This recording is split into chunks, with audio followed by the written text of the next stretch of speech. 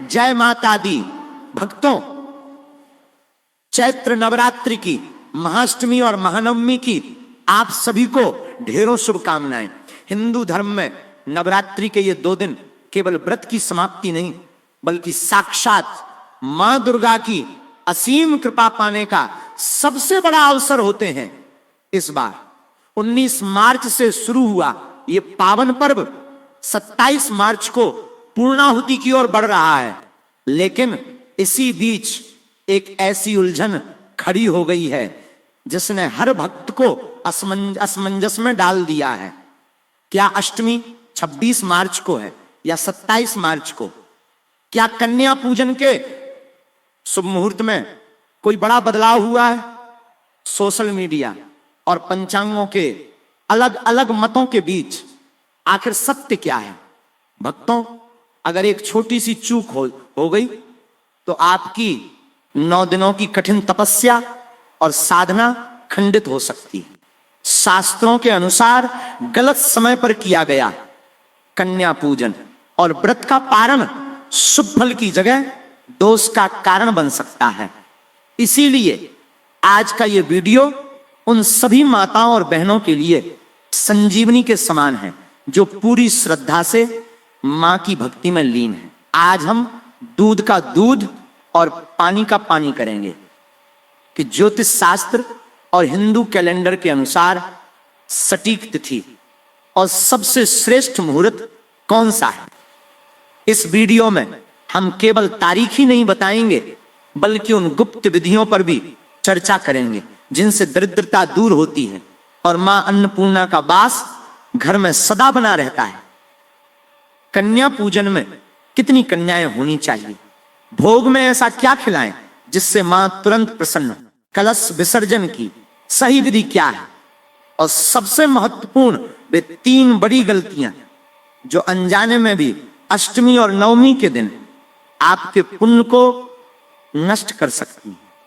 भक्तों, इस जानकारी को अधूरा छोड़ना आपकी पूरी पूजा के फल को प्रभावित कर सकता है। इसलिए इस वीडियो को अंत तक बहुत ध्यान से देखिएगा, क्योंकि एक एक सेकंड आपकी श्रद्धा और शास्त्रोक्त विधि से जुड़ा है। अगर आप भी मां के सच्चे भक्त हैं तो इस वीडियो को शेयर करके अन्य भक्तों के संशय को दूर करने के इस पुण्य कार्य में भागीदार बने।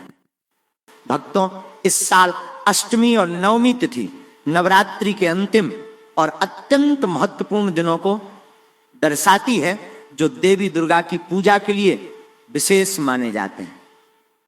अष्टमी यानी 8वां दिन माता के उग्र और शक्तिशाली रूप की आराधना की जाती है, जिसे महाअष्टमी कहा जाता है।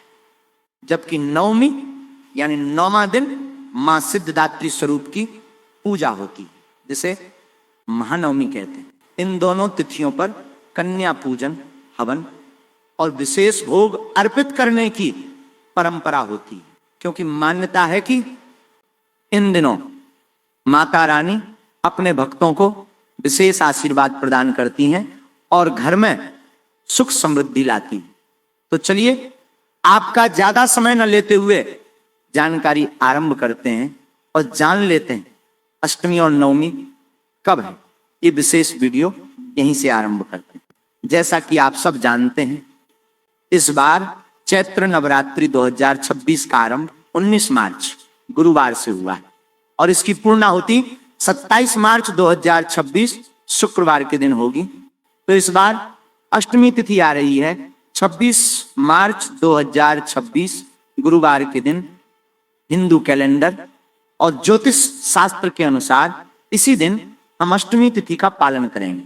वैसे अष्टमी तिथि का आरंभ हो रहा है 25 मार्च बुधवार को दोपहर 1:50 से और अष्टमी तिथि समाप्त होगी 26 मार्च गुरुवार के दिन सुबह 11:39 पर।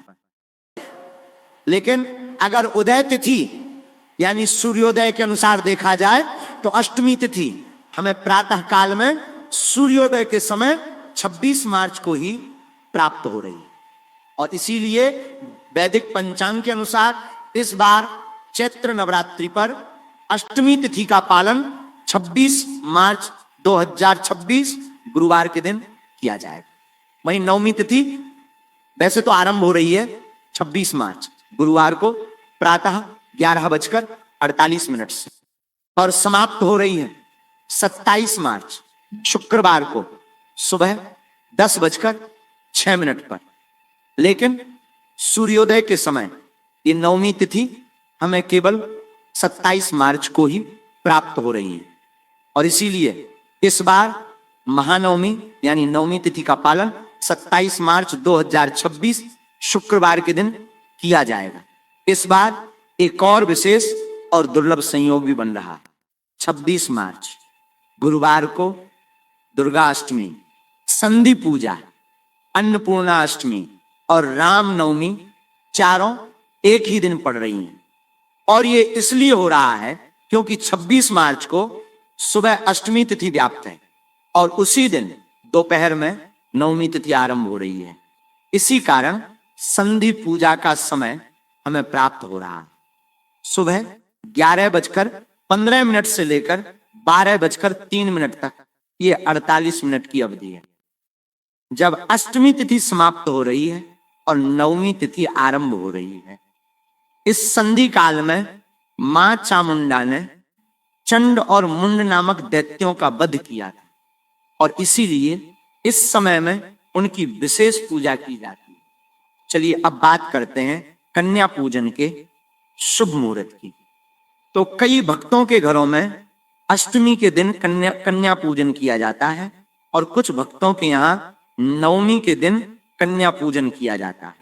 तो आप अपनी स्थानीय परंपरा के अनुसार अष्टमी या नवमी किसी भी दिन कन्या पूजन कर सकते हैं। वैसे तो आप पूरे दिन में कन्या पूजन कर सकते हैं लेकिन सबसे शुभ मुहूर्त सुबह का माना जाता है। तो देखते हैं 26 मार्च अष्टमी के दिन कन्या पूजन का शुभ मुहूर्त क्या रहेगा। सबसे पहला ब्रह्म मुहूर्त का समय है सुबह 4:30 से लेकर 5:18 तक।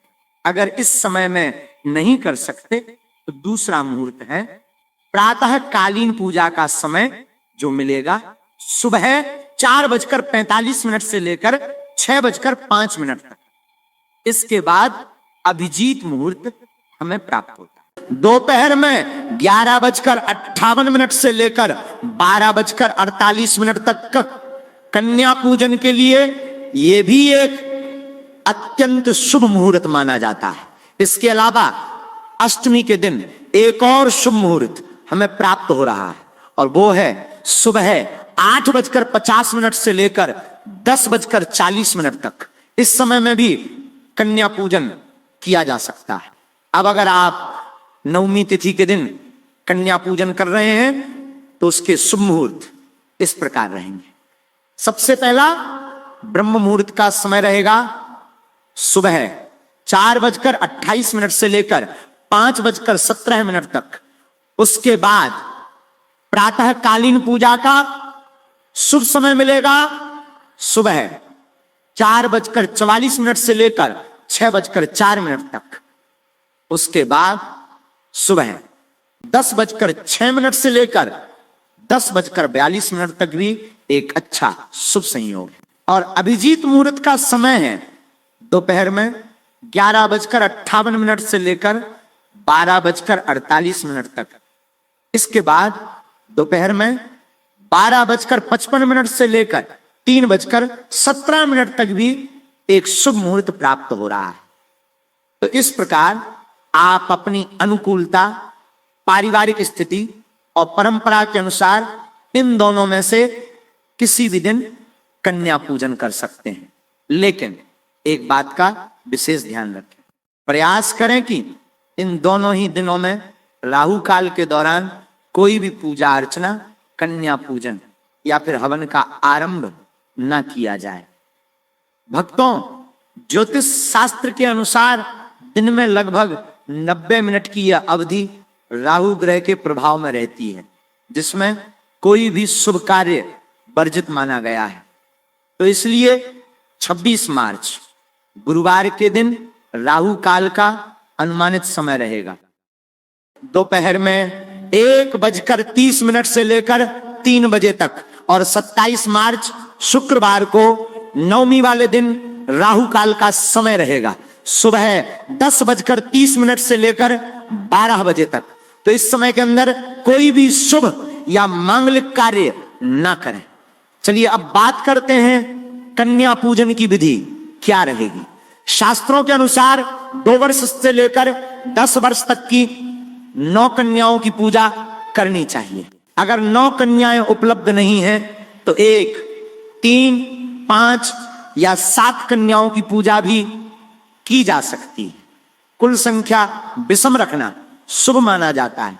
हमारे ग्रंथों में कहा गया है कि अकेली कन्या को 9 बार पूजने से भी 9 कन्या पूजन का फल प्राप्त होता है।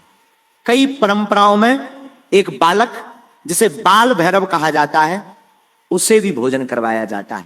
कन्या पूजन के लिए सबसे पहले आपको कन्याओं को आमंत्रित करना होगा। आपके घर के आसपास या परिवार में जो कन्याएं हैं जिन्हें आप भोजन करवाना चाहते हैं, उन्हें एक दिन पहले ही आमंत्रित करके आए।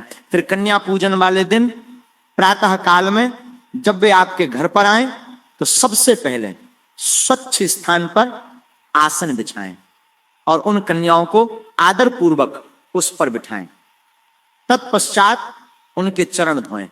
चरण धोने के बाद उनके मस्तक पर तिलक लगाएं, उन्हें अक्षत, पुष्प और सौभाग्य चिन्ह अर्पित करें। उसके बाद इन कन्याओं को देवी का साक्षात स्वरूप समझते हुए श्रद्धा पूर्वक उन्हें भोजन करवाएं। भोजन में पूरी, हलवा, काले चने और खीर का विशेष महत्व बताया जाता है। इसका भोग आप देवी दुर्गा को लगाकर उन्हें अर्पित कर सकते हैं। प्रसाद रूप में भोजन के बाद कन्याओं को यथाशक्ति दक्षिणा, वस्त्र, फल और मिठाई दें। आप उन्हें कुछ उपहार भी दे सकते हैं जिससे वे प्रसन्न हो जाएं। उसके बाद कन्याओं के चरण स्पर्श करें और उनसे आशीर्वाद लें। ध्यान रखें कि उनके साथ किसी भी प्रकार का दुर्व्यवहार न हो। आपके द्वारा या परिवार के किसी सदस्य द्वारा उन्हें पूर्ण सम्मान और स्नेह दें, क्योंकि वे उस समय देवी का प्रत्यक्ष स्वरूप होती हैं। तो इस प्रकार आप अष्टमी या नवमी तिथि के दिन शास्त्रोक्त विधि अनुसार कन्या पूजन कर सकते हैं। अब नवमी पूजन में हवन भी किया जाता है। कई बार ये प्रश्न आता है कि पहले यज्ञ या हवन करें या पहले कन्या पूजन। परंपरागत विधि में सबसे पहले कन्या पूजन किया जाता है और हवन उसके बाद किया जाता है। पूजा की संपूर्ण विधि इस प्रकार होती है। सबसे पहले देवी का आवाहन किया जाता है, उनका पूजन किया जाता है। उसके बाद कन्याओं को भोजन और दक्षिणा दी जाती है, अर्थात कन्या पूजन किया जाता है। और फिर अंत में पूर्णाहुति के लिए हवन किया जाता है। ऐसा इसलिए है क्योंकि कन्या पूजन स्वयं में देवी की प्रत्यक्ष पूजा है और उन्हें प्रसन्न करने के बाद हवन में आहुति देना अत्यंत शुभ माना गया है। तो इस प्रकार से आप कन्या पूजन और हवन दोनों कर सकते हैं। अगर आपके यहाँ नवमी के दिन कन्या पूजन और हवन होता है तो आप इसी क्रम का पालन करें। सबसे पहले प्रातः काल में उठकर कलश पूजा और अन्य आवश्यक कार्य पूर्ण करें, फिर देवी की पूजा करें, उसके बाद कन्या पूजन करें और अंत में हवन करें। देवी भागवत में नवमी पूजा के संदर्भ में कहा गया है कि देवी पूजा, होम हवन, कुमारिका पूजन और ब्राह्मण भोजन, ये चारों मिलकर नवरात्रि की पूर्ण साधना मानी गई है। अगर संपूर्ण दुर्गा सप्तशती पाठ के बाद हवन करना संभव न हो तो निर्वाण मंत्र या देवी सूक्त से भी हवन किया जा सकता है। अब बात करते हैं अष्टमी और नवमी के भोग की। अष्टमी के दिन मां महागौरी की पूजा होती है। इस दिन माता को नारियल का भोग अर्पित करना चाहिए। इसके साथ ही सूजी का हलवा, पूरी और काले चने का भोग भी अत्यंत शुभ माना गया है। ये पारंपरिक संयोजन कन्या भोजन में भी परोसा जाता है। नवमी तिथि के दिन मां सिद्धदात्री की पूजा होती है और देवी भागवत में वर्णन है कि मां सिद्धदात्री को तिल का भोग अत्यंत प्रिय है। इसके साथ ही खीर, पूरी और काले चने की सब्जी अर्पित की जाती है। अगर खीर में केसर और मेवा मिलाकर बनाए तो वो और भी श्रेष्ठ भोग बनता है। इस बार नवमी का दिन व्रत पारण का भी दिन है, इसलिए भोग विशेष श्रद्धा से तैयार करें। अष्टमी के दिन गुलाबी रंग के वस्त्र और नवमी के दिन बैंगनी रंग के वस्त्र धारण करें। अब बात करते हैं व्रत पारण की। इस बार नवरात्रि व्रत का पारण 27 मार्च 2026 शुक्रवार को किया जाएगा। नवमी तिथि सुबह 10:06 पर समाप्त हो रही है, इसलिए इसके बाद पारण करना उचित होगा। पारण से पहले देवी को नैवेद्य अर्पित करें, आरती करें और फिर स्वयं अन्न जल ग्रहण करें। लेकिन ध्यान रखें, उससे पहले अपनी क्षमता अनुसार ब्राह्मण या वैष्णव को दान दक्षिणा अवश्य दें। कलश विसर्जन नवमी के बाद या दशमी के दिन किया जा सकता है। विसर्जन से पहले देवी से क्षमा प्रार्थना करें और कलश का जल घर में छिड़काव करें। शेष जल को तुलसी या पीपल में अर्पित करें। अब कुछ महत्वपूर्ण प्रश्न।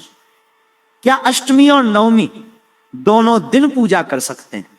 हाँ, दोनों दिन पूजा करना शास्त्रों में पूर्णतः मान्य है। क्या व्रत रखना आवश्यक है? यदि पूरे नवरात्रि का व्रत कर रहे हैं तो अष्टमी और नवमी का व्रत भी रखें। अगर संभव न हो तो कम से कम पहले और अंतिम दिन का व्रत अवश्य रखें। जागरण आवश्यक नहीं है, लेकिन करना शुभ माना गया है। अब सावधानियां। कन्या पूजन से पहले स्थान को स्वच्छ रखें और स्वयं भी स्वच्छ वस्त्र धारण करें। कन्याओं का सम्मान करें, उन्हें कभी अपमानित न करें। भोजन सात्विक हो, ताजा हो और श्रद्धा से परोसा जाए। कन्याओं को खाली हाथ न जाने दें, उन्हें दक्षिणा या उपहार अवश्य दें। सबसे बड़ी गलती औपचारिकता निभाना है। पूजन सच्चे भाव, श्रद्धा और सम्मान से करें, तभी माता रानी की कृपा प्राप्त होगी और घर में सुख समृद्धि आएगी। नवरात्रि व्रत का पारण करते समय क्या खाना है और क्या नहीं, इसका विशेष ध्यान रखें, क्योंकि पारण ही व्रत की पूर्णता मानी जाती है। धन्यवाद। पारण हमेशा सात्विक और हल्के भोजन से करना चाहिए, जैसे फल, खिचड़ी, साबूदाना, कुट्टू या सिंघाड़े के आटे की पूरी और हलवा, ताकि शरीर पर अचानक भारी भोजन का असर ना पड़े। पारण करते समय सबसे पहले माता रानी को भोग लगाएं, फिर प्रसाद ग्रहण करें। ध्यान रखें कि व्रत खोलते ही तली भुनी, ज्यादा मसालेदार, लहसुन प्याज युक्त या मांसाहारी भोजन बिल्कुल न करें, क्योंकि इससे व्रत का पुण्य कम हो सकता है और स्वास्थ्य पर भी बुरा प्रभाव पड़ सकता है। साथ ही शराब या किसी भी प्रकार के नशे से दूर रहें। पारण के दिन संयम, श्रद्धा और शुद्धता बनाए रखना ही सबसे महत्वपूर्ण होता है, तभी व्रत का पूरा फल प्राप्त होता है और जीवन में सुख शांति बनी रहती है। नवरात्रि की अष्टमी और नवमी तिथि के समापन पर भक्तों को पूरी श्रद्धा और विधि विधान के साथ माता रानी का पूजन पूर्ण करना चाहिए। इन दिनों कन्या पूजन, हवन और भोग अर्पित करने के बाद अंत में माता रानी से अपनी पूजा में हुई भूल चूक के लिए क्षमा मांगें और उनके चरणों में कृतज्ञता व्यक्त करें। यदि आपने घर में कलश स्थापना या माता की प्रतिमा स्थापित की है तो नवमी या दशमी के दिन विधि पूर्वक उनका विसर्जन करें। कलश का जल घर में तुलसी या किसी पवित्र स्थान पर अर्पित करें और जवारे को बहते जल में प्रवाहित करें या किसी स्वच्छ स्थान पर छोड़ दें। यदि प्रतिमा हो तो उसे सम्मान पूर्वक नदी या तालाब में विसर्जित करें या पर्यावरण का ध्यान रखते हुए घर पर ही प्रतीकात्मक विसर्जन करें। अंत में माता रानी से प्रार्थना करें कि वे आपके घर में सुख, शांति, समृद्धि और सकारात्मक ऊर्जा बनाए रखें और अगले वर्ष पुनः आने का आशीर्वाद दें। इसी के साथ नवरात्रि का समापन शुभ और मंगलमय माना जाता है। भक्तों, अष्टमी और नवमी तिथि का विशेष महत्व बताया गया है। जो भी श्रद्धालु इन पावन दिनों में सच्चे मन, नियम और भक्ति के साथ व्रत, पूजन, कन्या पूजन और हवन करते हैं, उन्हें माता रानी की असीम कृपा प्राप्त होती है। मान्यता है कि इन दिनों की गई पूजा से जीवन की बड़ी से बड़ी बाधाएं दूर होती हैं। घर में धन धान्य, सुख, समृद्धि और खुशहाली का वास होता है। साथ ही नकारात्मक ऊर्जा समाप्त होकर सकारात्मकता का संचार होता है। जो व्यक्ति सच्चे भाव से माता का स्मरण करता है, उसकी अधूरी मनोकामनाएं भी धीरे धीरे पूर्ण होने लगती हैं और उसे मानसिक शांति, आत्मविश्वास और आध्यात्मिक शक्ति का आशीर्वाद प्राप्त होता है। धन्यवाद।